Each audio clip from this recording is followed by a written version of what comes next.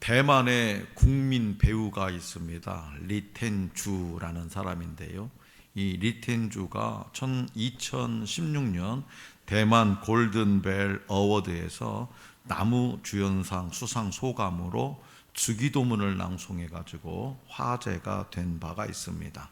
그는 모두가 이 상을 받을 만한데 하나님이 특별히 나를 선택해 이 자리에 세워 얘기하라고 하신 것 같다라고 말하면서 주기도문을 낭송하는 이유를 밝혔습니다.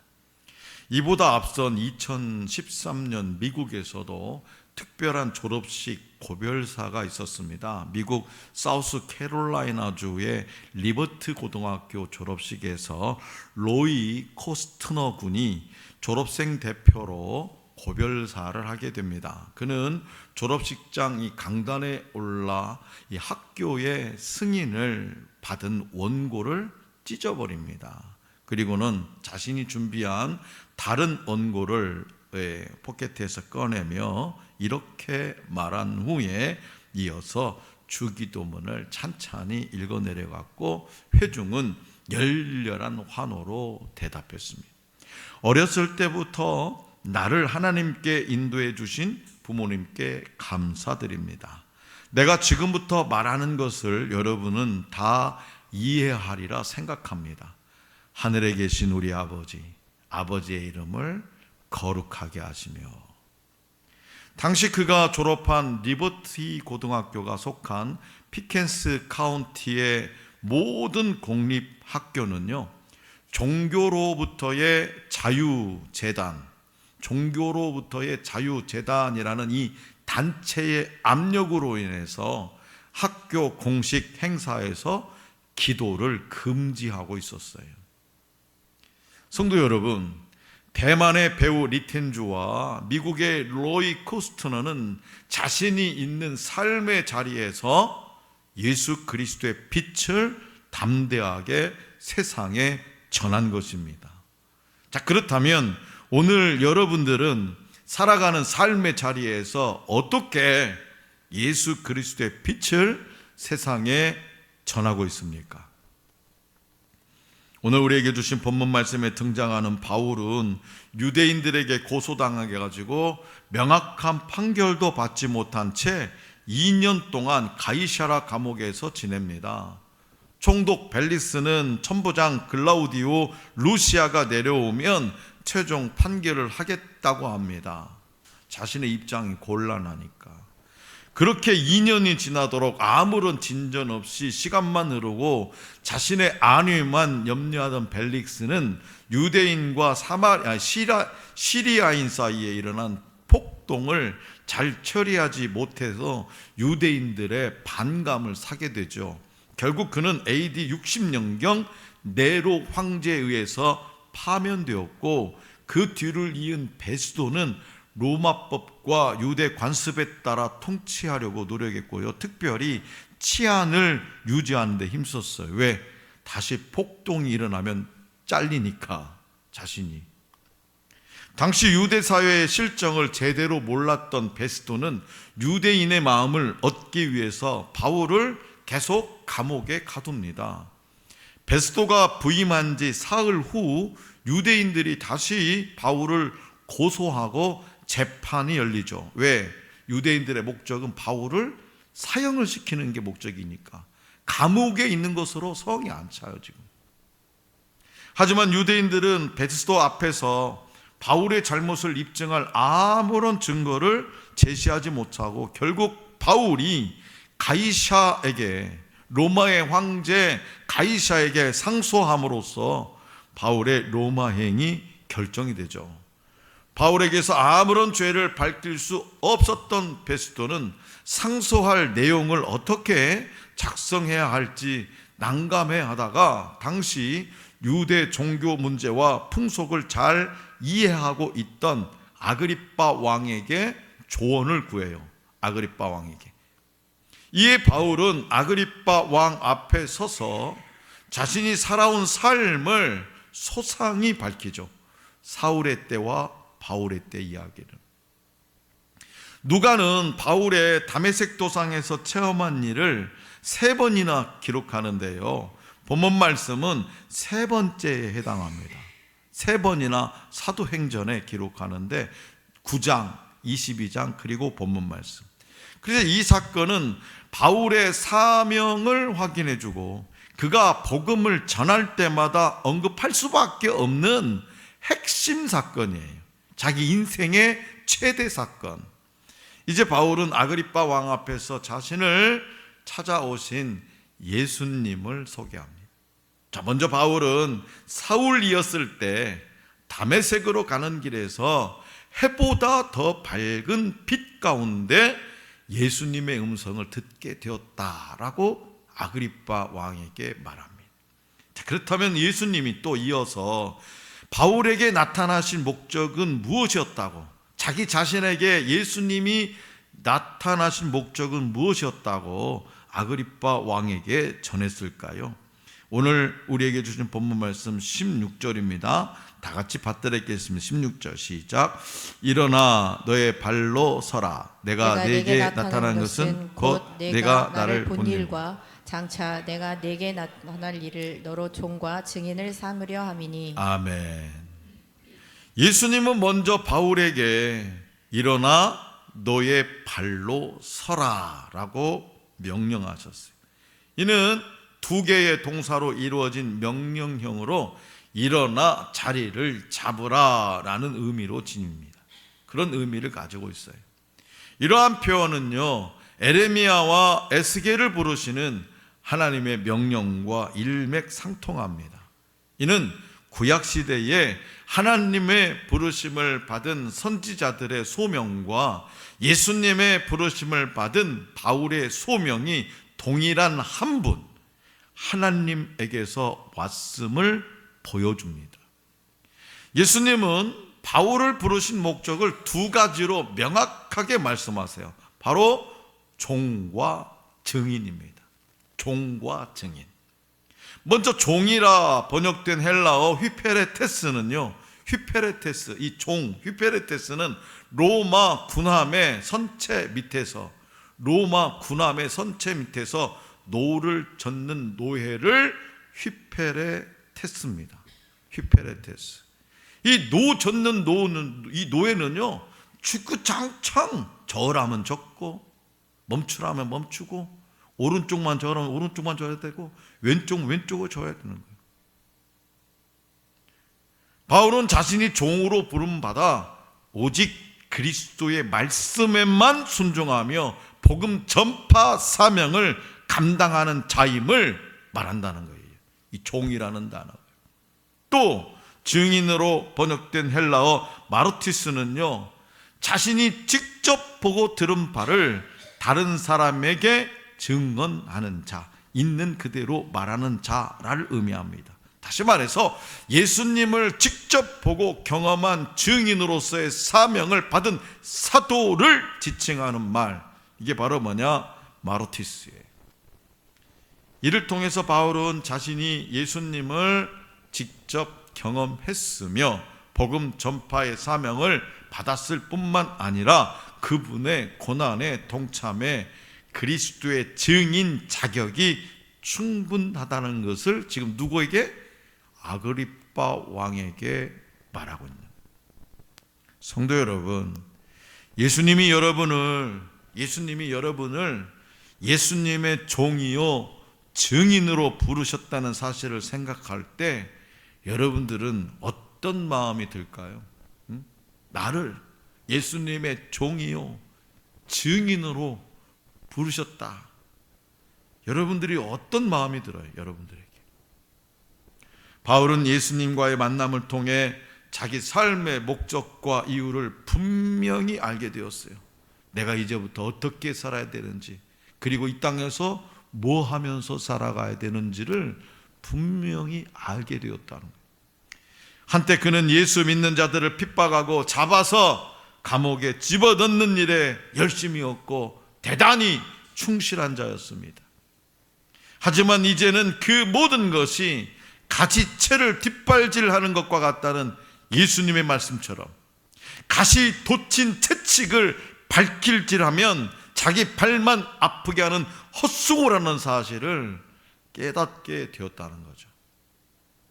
그리고 이제는 헛일 하는 사람이 아니라 헛짓하는 삶이 아니라 분명한 목표를 가지고 있는 의미 있는 삶을 살아갑니다. 바로 그리스도의 종과 증인으로 사는 거죠. 이는 오늘 그리스도인의 두 가지 참된 신분을 보여줘요. 그리스도인들의 두 가지 참된 신분. 먼저 그리스도인은 주님의 종이라는 겁니다. 종은 주인을 위해서 살아요. 종은 오직 주인의 명령에 순종해야 됩니다. 주인의 명령이라면 무엇이든지 기쁜 마음으로 순종하며 원망과 불평을 하지 않습니다. 게다가 종은 그가 일한 만큼 대접받지도 못해요. 이것이 바로 그리스도인 오늘 저와 여러분들입니다. 또한 그리스도인은 주님의 증인입니다.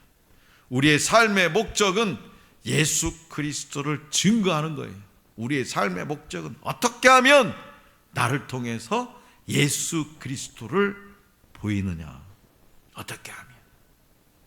그렇기 때문에 저와 여러분들은 날마다 주님을 찬양하고 예배하고 삶의 구석구석에서 그리스도의 향기를 나타내야 된다고 고린도후서 2장 15절은 말씀하고 있습니다. 그리스도인의 삶은 이제 그러면 결론이죠. 어떻게 살아야 되냐? 오늘 저와 여러분은 어떻게 살아야 되냐? 종으로 시작해서 증인으로 끝나는 것을 명심해야 돼. 우리는 종으로 시작해서 증인으로 끝나야 돼. 죽을 때도 내 모습을 통해서 예수 그리스도가 보여야 돼. 죽을 때도. 그래서 우리는 잘 죽는 것도 준비해야 돼요. 잘 죽는 것도. 기도해야 돼요. 하나님 아버지, 혹여라 제가 치매를 걸렸다가 죽을 때 하나님을 부정하지 않게 하옵소서. 요즘 그런 일들이 있어요. 신앙생활을 실하게 정말 많은 사람들에게 덕을 끼치며 신앙생활했던 장로님이 죽을 때 하나님을 부정하고 죽었다. 그 임종숙이. 기도해야 돼요. 기도. 무의식 중에라도 내가 하나님을 부정하지 않게. 종으로 시작해서 증인으로 끝나게 해달라고 기도해야 돼요. 그렇다면 바울이 아그리빠 왕 앞에서 증언하는 것, 곧 선지자들과 모세가 반드시 되리라고 말한 것은 구체적으로 무엇을 가리킬까요? 본문 말씀 22절에서 23절입니다. 다 같이 받들겠습니다. 22절에서 23절 시작. 내가 오늘까지 서서 높고 낮은 사람 앞에서 증언하는 것은 선지자들과 모세가 반드시 되리라고 말한 것밖에 없으니 곧 그리스도가 고난을 받으실 것과 죽은 자 가운데서 먼저 다시 살아나사 이스라엘과 이방인들에게 빛을 전하시라는 함이니라. 아멘. BC 586년 예루살렘이 바벨론에 함락된 이후에 이스라엘은 바벨론, 페르시아, 그 다음에 헬라, 그리고 로마로 이어지는 여러 열강의 통치를 받습니다.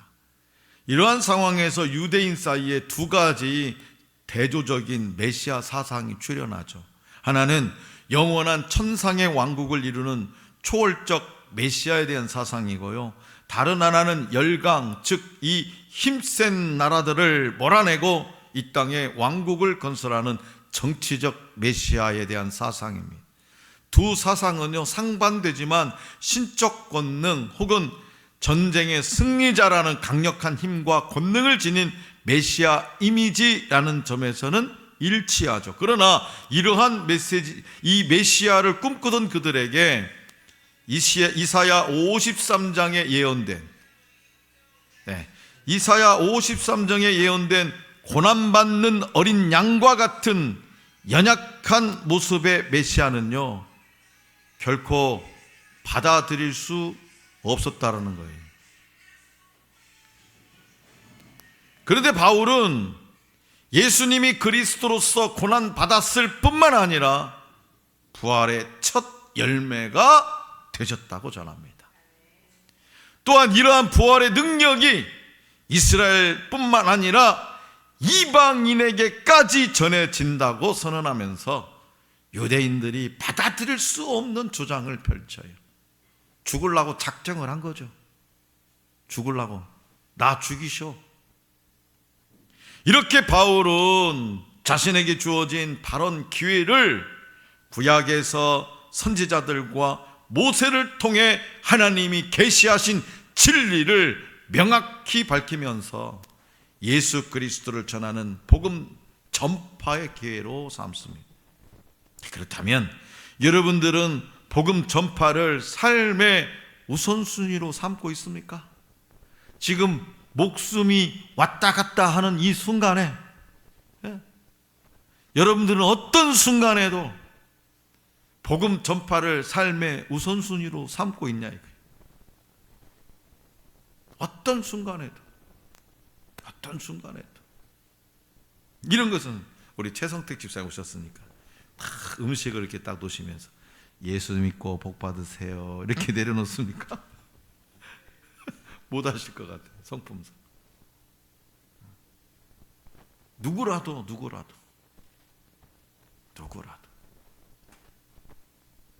하나님이 복음 전파를 위해서 여러분을 부르신 자리가 구체적으로 어디인지 알고 있습니까?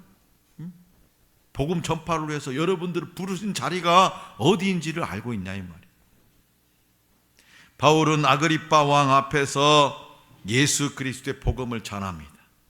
이에 앞서 바울은 22절에서 자신이 많은 사람 앞에서 이렇게 말할 수 있게 된 것은 하나님의 도우심을 받아 가능하게 된 것이라고 고백하죠.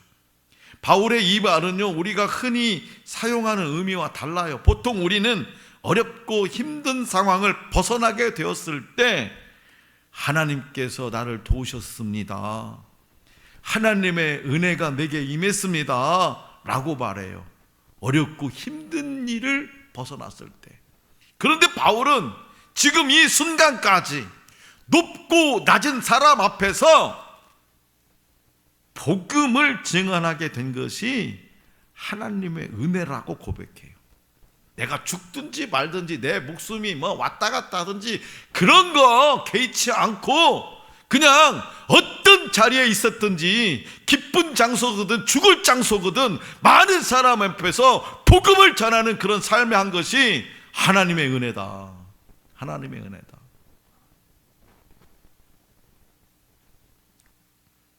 글라우디오 루시아, 벨릭스, 베스도, 아그리빠 왕으로 이어지는 이 4번의 신문을 통해서 바울은 자신이 죽을 수도 있는 위험에 처해 있다는 사실을 충분히 인지하고 있었어요. 그럼에도 불구하고 그는 매번 자신의 안전을 위한 변론 대신, 자신의 목숨을 구걸하는 그런 변론 대신에 예수 그리스도의 복음을 전파하는 데에 매진했다는 거예요. 다시 말해서 바울은 삶의 우선순위를 복음 전파로 삼고 때를 얻든지 못 얻든지 말씀 전파를 실천한 겁니다. 그렇기 때문에 오늘 살아가는 저와 여러분들도 복음 전파를 위해서 하나님이 세우신 자리를 통해 복음을 전하는데 힘써야 돼요. 이 말씀을 어저께 준비하고 묵상하면서 예리를 8시에 태우러 갔잖아요. 8시쯤 도착한다 가지고. 그래서 맨날 내가 일찍 가가지고 한 5분 10분 기다려요. 그래서 그냥 시간 맞춰서 가려고 늦게 갔더니 왜 늦게 오냐고, 왜 아직 안 왔냐고 뭐라고 그러는 거예요. 왜 안 없냐고. 그래서 갔더니 어떤 여자분 중년 그 여자분 2명이서 예리한테 그 버스를 어디서 타야 되냐고 막 물어보고 있더라고. 버스를 어디서 타야 되냐고. 버스 정류장이 바뀌었거든. 군산역이 다른 곳으로. 나도 잘 몰라요. 어떤 그림이 더 전화하는데 관심이 있어야지 버스를 탈 일이 없어가지고. 근데 내가 전화 통화하면서 갔는데 그때까지도 버스 어디서 타냐고 물어보고 있는 거예요. 좀 그렇더라고요. 캄캄한데. 어디까지 가십니까? 먼저 사모님이 여쭤봤지만 그런 거 잘 안 물어보는데 어쩜 물어보더라고요. 희한하게. 예리야 빨리 타. 그냥 쑥 가는 건데. 저도 내 스님 말씀을 주면서 어떻게 하면 때를 얻든지 못 얻든지 복음을 전하냐, 어떻게 하면 우리 나를 통해서 예수 그리스도의 향기를 드러내냐, 그런 관점에서 타시라고 했어요. 명산동에 산대. 명산동에 차 타고. 명산동 어디 사요? 예, 저 주공 아파트 사. 오, 우리 나는 예수 안 믿으면 복음을 전하려고 되었더니 명산 주공 아파트 앞에 하늘소망교회가 저희 집입니다. 어머, 목사님이세요? 예. 저는 남부교회 다녀요. 아, 그러세요? 저는 동생은 예손교회 다녀요. 아, 그러세요? 글렀구나. 복음 전파는 이미 많이 믿었으니. 그래서 다 태워다 드렸어요. 동생은 동아 아파트 산다 그래가지고 이성당 앞에 버스 정류장에서 내려드리고 창성 주공 앞에서 내려드렸어요. 우리는 때를 얻든지 못 얻든지 어떤 방법으로 통해서든 복음 전파를 할 수 있는 기회로 삼아야 된다는 거예요. 다메섹으로 향하던 길에서 예수님을 만난 바울의 삶의 방향이 완전히 달라졌죠. 그는 복음을 위해서 척박한 길도 마다하지 않았어요. 그는 좁고 험한 길을 가셨던 예수님과 닮아 있어요. 그래서 복음의 길은 넓고 평탄하지 않아요. 그렇지만 저와 여러분들도 그 길을 기꺼이 가야 한다는 것을 마음 깊이 새기시기 바랍니다. 어느 목사님이 어느 날 어느 한 가정을 신방을 했어요. 그런데 그분이 20년 전 이야기를 불쑥 꺼내는 거예요. 당시 그분의 남편은 신앙생활을 하지 않았는데 그 가족 중에 한 분이 한인 슈퍼마켓을 운영을 했어요.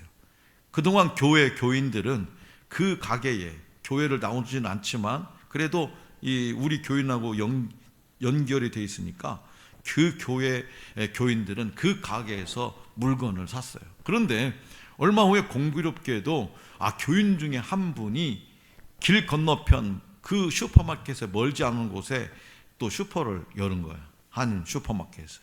그래서 목사님은 개업 예배를 인도하러 갔을 때에 참석한 교인들에게 이런 부탁을 했대요.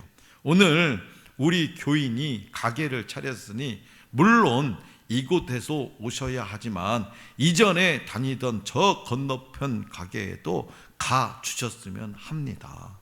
한 번은 이곳에, 한 번은 저곳에 가서 물건을 사면 좋을 것 같습니다. 사실 이 생각은요, 개업 예배에 가기 전에 어떻게 하면 좋을지를 놓고 기도할 때 목사님에게 주님이 주신 마음이었대요. 그런데 놀라운 것은 이 이야기를 건너편 가게 주인이 전에 듣고는, 교회도 나오지 않는 이분 전에 듣고는 이제 그 교회 교인이 가게 열었으니 이제 우리 교회로 손님들이 안 오겠구나 했는데, 전에 듣고는 무척이나 고마워하면서 20여 년이 넘은 지금도 그때의 일을 이야기하고 있고, 물론 그들도 예수 믿었다는 거예요. 사랑하는 성도 여러분, 하나님을 믿는 사람들은요, 나만 잘 되면 된다는 생각을 가져서는 안 됩니다. 주님의 마음은 우리 모두 그분의 긍휼 안에 머물며 잘 되는 거예요. 이것이 바로 그리스도인의 정신이에요. 이것이 바로 그리스도인의 정신. 이것이 바로 주님의 종, 주님의 증인의 모습입니다. 세상은요, 이렇게 우리의 이야기를 듣고 있다는 거예요. 하늘 소망교회 성도들의 이야기를 이런 모습으로 듣고 있다는 거예요. 우리가 살아가는 모습을 지켜보고 있습니다. 부활하신 예수님은 바울을 만나주시고 복음 전파를 위한 종과 증인으로 그를 부르셨습니다. 2000여 년이 흐른 오늘날 예수 그리스도를 믿는 저와 여러분에게도 종과 증인의 사명이 있습니다. 주님의 종으로 시작해서 주님의 증인으로 바치는 삶이 그리스도인에게 가장 영광스럽고 가장 아름다운 삶입니다. 바울은 어떤 상황에 있든지 복음 전파를 삶의 우선순위에 두고 모든 사람 앞에서 당당히 복음을 전했어요. 자신의 야망과 안위를 도모하지 않고 예수 그리스도의 복음을 위해서 목숨도 아까워하지 않는 헌신, 이것이 바로 오늘 모든 성도가 추구할 거룩한 부르심이자 사명입니다. 또한 복음의 증인이 된다는 것은 의무나 짐이 아니라 특권이고 특혜입니다. 종에게 필요한 것은 순종이고 증인에게 필요한 것은 어떤 상황에서도 진실을 말하는 거예요. 진리를 말하는 거예요. 그러므로 나를 부르신 주님의 음성에 순종해서 거룩한 주님의 종과 증인으로 살아갈 수 있기를 원합니다. 내게 주어진 모든 상황에서 복음 전파를 최우선으로 삼아서 신실하게 감당하는 우리 모두가 될 수 있기를 간절히 기원합니다.